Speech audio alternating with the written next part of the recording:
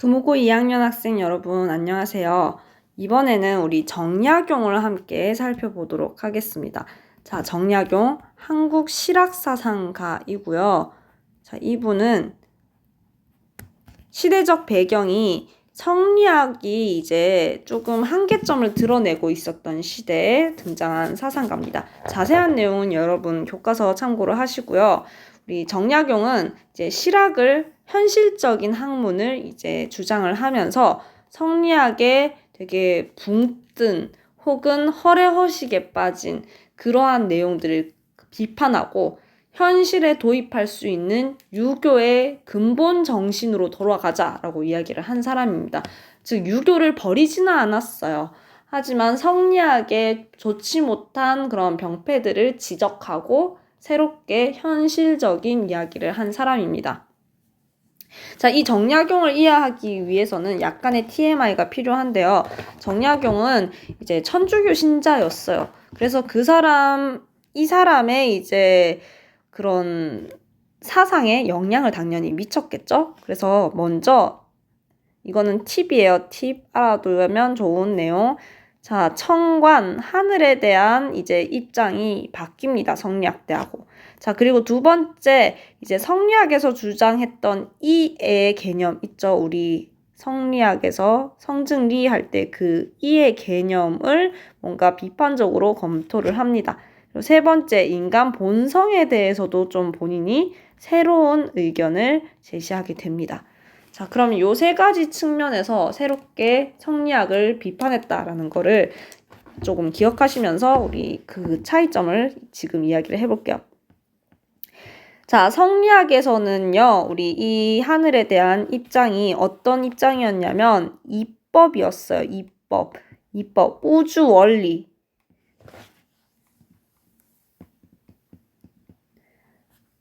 이법으로서 우주 원리로서의 하늘이었던 거죠. 자, 근데 그에 반해서 이 정약용의 경우는요. 이건 성리학 부분이야. 성리학. 자, 성리학은 이렇게 생각했는데 정약용은 그게 아니래. 이제 인격을 갖췄습니다. 즉 우리 하나님인 거야. 하나님. 천주교 영향 받았으니까 즉 인격을 가진 혹황상제와 같은 천이야. 상제천입니다. 인격을 가집니다. 인격자. 인격신이야. 요쪽에 냅둘게. 얘는 인격이 있는 신입니다. 자, 인격신입니다.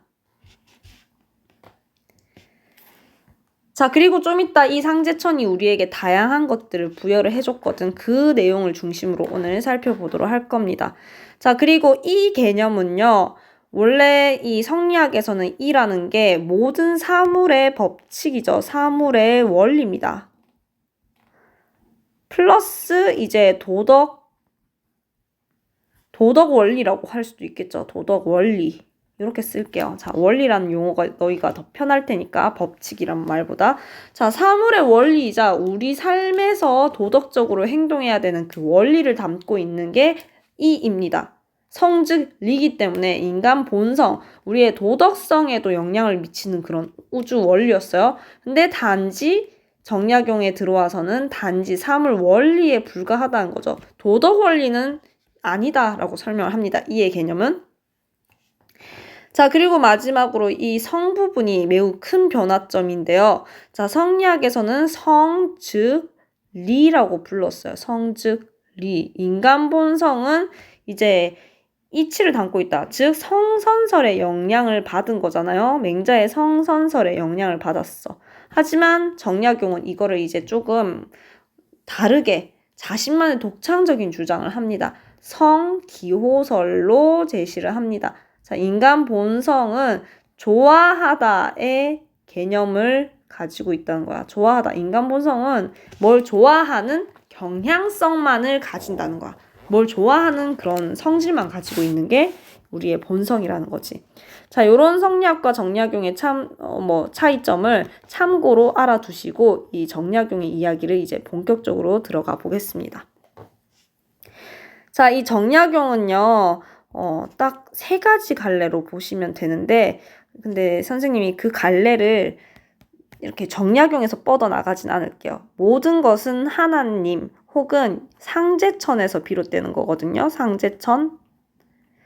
즉 하늘에서부터 비롯되는 거거든요. 그럼 이 하늘이 우리 마음에 부여해주는 세 가지 요소가 있어요. 우리 마음에 세 가지를 줬거든요. 인간 마음에.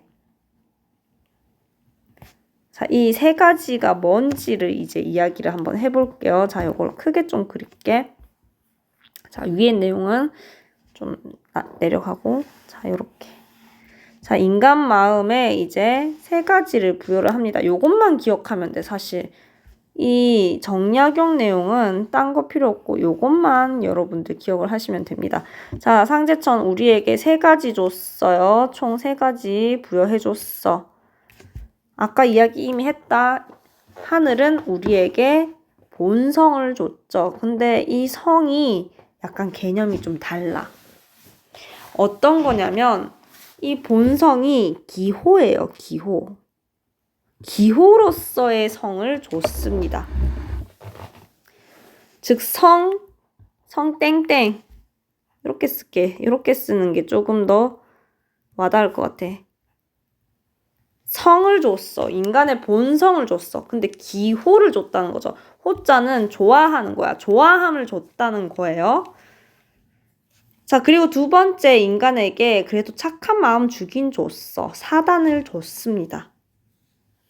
자, 그리고 마지막으로 우리가 선택할 수 있는 그런 이제 능력, 자주직권을 줬어요. 자, 요 세 개를 기억하면 다 하는 거야. 근데 이 기호에도 두 가지의 기호가 있다고 합니다. 하나는 영지의 기호가 있고요. 하나는 이제 형구의 기호가 있어요.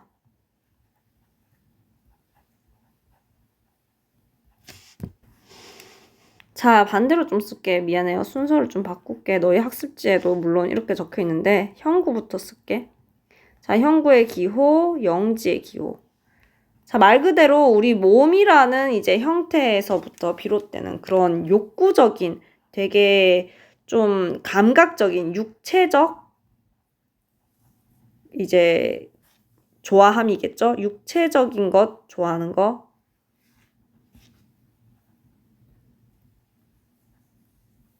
자, 육체적인 것을 좋아합니다.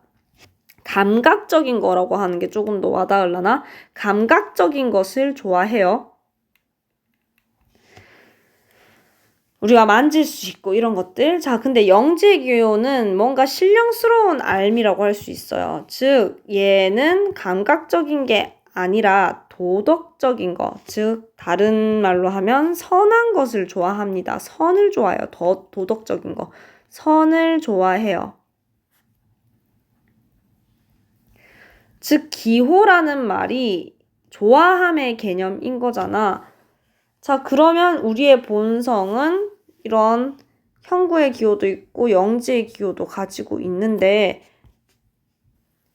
자, 이 기호들이 참고로 형구의 기호는 동물도 가지고 있는 겁니다. 근데 영지의 기호는 동물은 가지고 있지 않은 그러한 것들이야. 그러한 기호야. 인간만 가지고 있어요. 다르게 말하면. 영지의 기호는 인간만 가지고 있는 요소. 즉, 이 영지의 기호 플러스 사단과 자주직권은 인간만 가지고 있습니다. 즉, 사단과 자주직권과 영지의 기호는 인간만 지닌 부분이다라는 거 기억해 두시고요. 자, 그러면 이제 인간 본성에 대해서도 우리가 새로운 주장, 정약용이 펼쳤다는 걸 알 수 있겠죠. 인간은 이제 형구의 기호, 감각적인 거 좋아하는 거 있는 반면 도덕적인 기호인 선을 좋아하는 영지의 기호를 가지고 있다. 자, 성기호설입니다. 자, 그럼 여러분들 이 형구의 기호와 영지의 기호가 둘 다 가지고 있잖아. 우리 인간은요. 그러면 둘 중에 하나를 우리는 늘 끊임없이 골라야 되는 거예요. 즉 이런 도덕적인 기호하고 되게 생리적인, 즉 감각적인 기호 사이에서 늘 우리는 갈등에 빵을 먹을까? 훔쳐 먹을까? 빵 훔쳐 먹을까? 너무 먹고 싶은데? 배고픈데? 라는 이제 감각적인 좋아함이 있는 반면 아니야, 내가 착한 일을 해야지. 내가 뭔가를 훔치는 거 좋지 않아. 하지 말자. 라고 이야기를 하는 이제 영지의 기호, 선한 것을 좋아하는 기호가 마구마구 싸웁니다. 그리고 이 둘 중에서 우리는 뭔가 하나를 선택을 하겠죠. 즉, 그런 선택을 할 수 있는 능력이 자주직권입니다. 선택을 할 수 있는 능력. 즉, 우리가 자유롭게 고를 수 있는 이 자유의지입니다. 즉, 이 둘 중에서 우리는 선택할 수 있잖아요. 형구의 기호와 영재의 기호 중 이제 선택을 합니다. 자, 당연히 영재의 기호는 선을 지향하고요. 형구의 기호는 선악이 혼재되어 있지만 악으로 흐를 가능성이 높겠죠. 자, 그러니까 이 자주직권과 이 자주직권을 통해서 우리가 무엇을 이야기를 하냐면요. 인간은 무언가를 선택을 할 수 있다라는 거예요. 이런 형구의 기호와 영지의 기호 사이에서 선택을 할 수 있는 이런 자주직권을 가지고 있죠. 즉, 인간은 이제 능동적인 존재다라는 이야기를 하는 겁니다. 능동적 인간. 즉, 선한 행동은 나의 이제 선택에 의해서 나오는 거예요. 내가 인간이 원래 착해서 착한 행동을 하는 게 아니라 인간이 착한 거를 굳이 선택을 했기 때문에 생겨나는 착한 행동인 거야. 그래서 얼마나 착한 행동이 인간의 능동성을 담아낸 행동이겠어요. 얼마나 의미가 있겠어요. 내가 스스로 한 거니까. 하늘이 시켜서 한 게 아니라. 자, 그리고 이제 마지막 이 4단 부분 중요하거든요. 자, 4단 부분을 이제 한번 보도록 할게요. 자, 이 4단 부분은 성리학하고 비교를 또 해야 되거든. 밑으로 내려갈게. 오늘은 좀 정리가 이렇게 도표로 막 깔끔하게는 잘 안 된다, 얘들아. 어떻게? 자, 4단 부분을 한번 볼게요. 자, 이 4단에 대한 이야기를 우리 성리학하고 양명학이 또 각각 합니다. 자, 먼저 성리학의 4단. 자, 정리를 좀 이렇게 할게. 성리학과 정약용의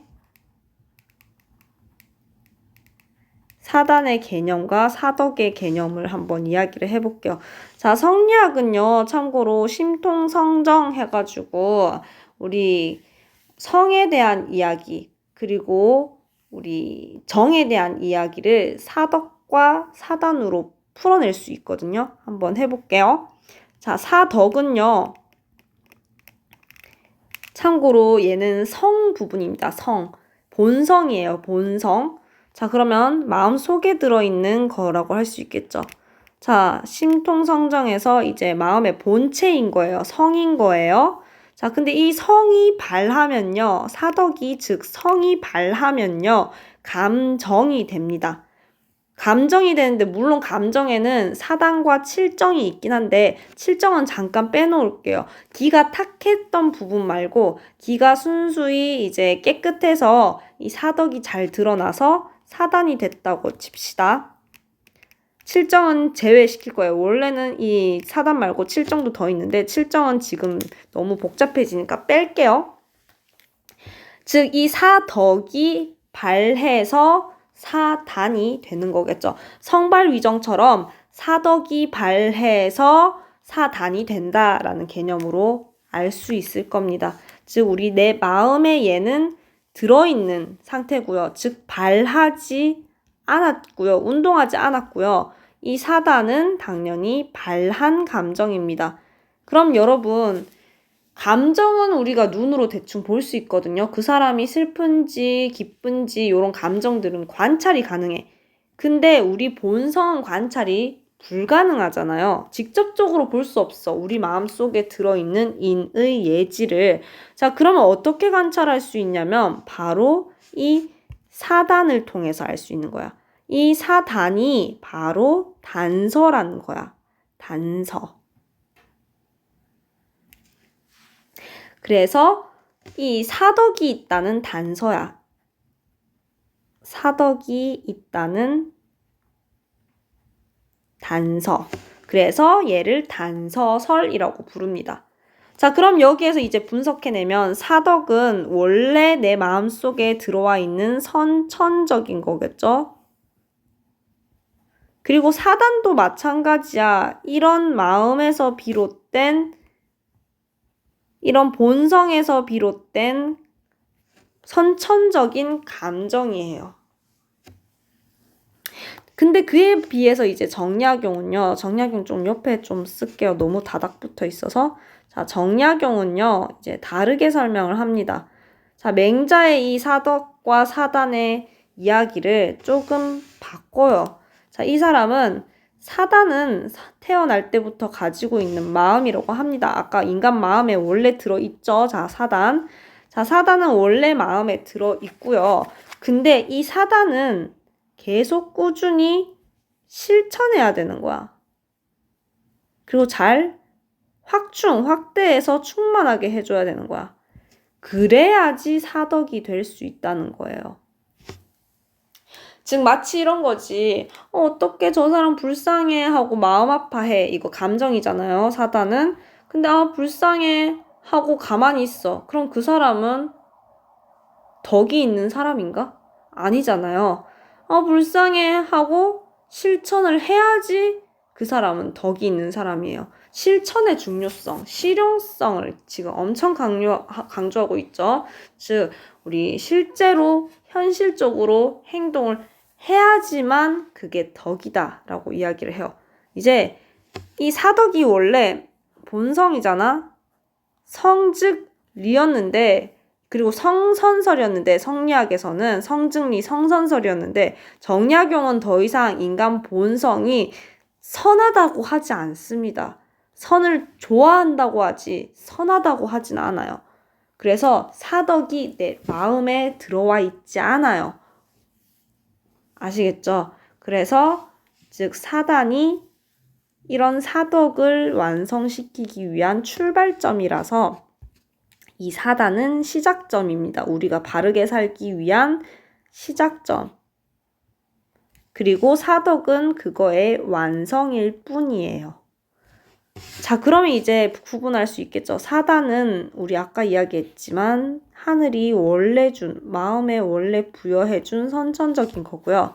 사덕은 실천을 하고 난 다음에 생겨나는 후천적인 겁니다. 자, 여기에서 조금만 더 보충해서 이야기를 하자면 즉 이 사덕은 성이죠. 아까 썼지 여 위에 성이죠. 자, 인간 본성이에요. 본성이자 천리입니다. 천리. 성이자 즉 본성이자 천리입니다. 그렇지만 이 정약용에서는 이제 더 이상 사덕은 본성도 아니고 천리도 아닙니다. 즉 후천적으로 생겨나는 그냥 덕일 뿐이에요. 자, 요런 차이를 알아두시고 그리고 이런 이야기를 할 수 있었던 그 이유가 이 첫 번째 성리학의 경우는 바로 성, 즉 리에 이제 근본을 두고 있기 때문이죠. 성, 즉 리 사상에 초점을 맞추고 있는 이제 내용이라서 인간 본성에 이 리, 사덕이 들어있다 에서 출발해서 이렇게 가능했고요. 정약용의 경우는 이제 성기호설에서 시작을 했잖아요. 자, 인간 이제 본성은 단지 기호래요. 기호. 좋아하는 거기 때문에 사덕은 더 이상 우리 마음에 없다 해서 출발을 하는 내용입니다. 자, 요런 거 이제 차이점을 알아두시면 좋겠죠.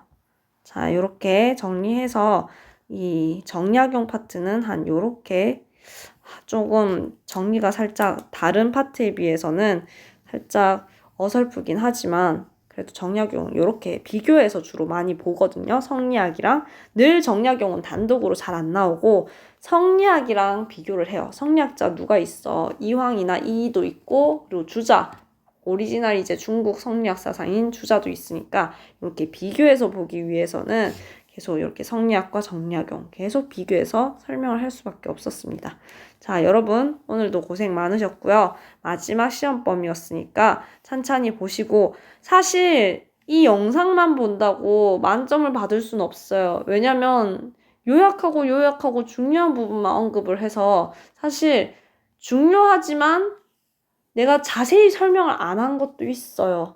빨리 시간 내에 맞춰야 되니까 쌤이 후루룩 지나간 것도 충분히 많기 때문에 교과서와 학습지를 충분히 읽어보시고 마지막에 정리할 때만 이 영상을 보시길 권장합니다. 자세한 내용은 학습지와 교과서를 꼼꼼하게 읽어보세요. 자, 여러분 고생하셨고요. 자, 시험 중간고사 잘 치도록 선생님도 간절히 바랄게요. 자, 수고하셨습니다. 노력한 만큼 성과를 얻길 바래요.